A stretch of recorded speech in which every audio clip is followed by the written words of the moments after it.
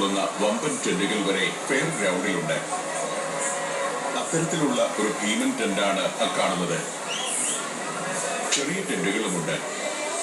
ഇതിനെല്ലാം പുറമെ എന്റർടൈൻമെന്റിനു വേണ്ടിയുള്ള നിരവധിയായ സാധ്യതകളാണ് ഇവിടെയുള്ളത്. വമ്പൻ യന്ത്രയൂഞ്ഞാൽ. ഈ കറങ്ങുന്ന ഓരോ ഊഞ്ഞാലിലും 2-4 ആളുകൾ ഇരിപ്പുണ്ട്.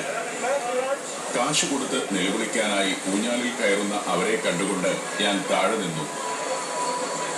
ഇത്തരത്തിലുള്ള ധാരാളം റൈഡുകളുണ്ട് ഫെയർ ഗ്രൗണ്ടിൽ.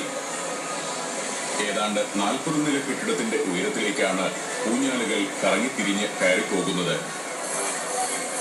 ഈ ഭീമൻ സൂചിയുടെ രണ്ടറ്റത്തുമായി 40ഓളം പേർ ഇരിപ്പുണ്ട്. അതിൽ കയറി ഒരു കറക്കം കഴിഞ്ഞ് വരുമ്പോഴേക്കും ഓരോരുത്തരുടെയും വയറ്റിലുള്ള ബിയർ അത്രയും ആവിയായി പോയി കഴിഞ്ഞിരിക്കും. ടെന്റുകൾക്കിടയിലൂടെ വീണ്ടും നടന്നു. വലതുവശത്ത് കാണുന്ന തരത്തിലുള്ള നിരവധി കൂടാരങ്ങളുണ്ട്. ബിയർ ടെന്റ് എന്നാണ് അത് അറിയപ്പെടുന്നത്. അത്തരത്തിൽ ഓരോന്നിലും പ്രവേശിക്കാൻ നേരത്തെ ഇന്റർനെറ്റ് വഴി ബുക്ക് ചെയ്യണം. അതിന്റെ സ്ലിപ്പുമായി ചെന്നെങ്കിൽ മാത്രമേ അകത്തേക്ക് കയറ്റിവിടൂ. 10,000 പേരെ വരെ ഉൾക്കൊള്ളാനാകുന്ന 2-3 നിലകളുള്ള ടെന്റുകളുണ്ട് ഇവിടെ.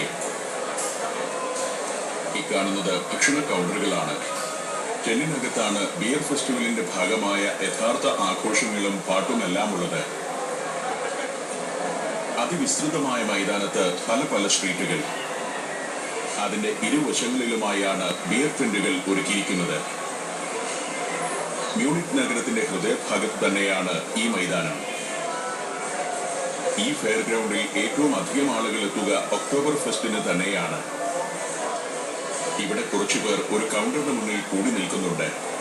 ഒരു പ്രത്യേകതരം മത്സ്യവിഭവം ലഭിക്കുന്ന കൗണ്ടറാണ്. സ്റ്റെക്കൽ ഫിഷ് എന്നറിയപ്പെടുന്ന വിഭവം. ഇവിടെ ബിയർ ഫെസ്റ്റിവൽ ഉൾപ്പെടെയുള്ള ഉത്സവ നാളുകളിൽ മാത്രം ലഭിക്കുന്ന വിഭവമാണത്. കനൽ നിറഞ്ഞ പാത്തിയുടെ ഒരു ഭാഗത്ത് മത്സ്യം കുത്തിവെച്ചിരിക്കുന്നു.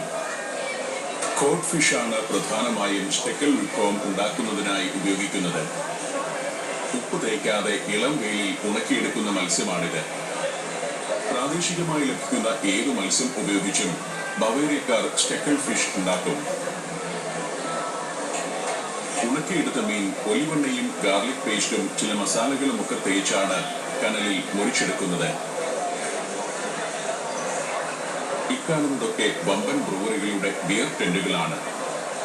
2-3 നിലകളിലായി വമ്പൻ കെട്ടിടങ്ങൾ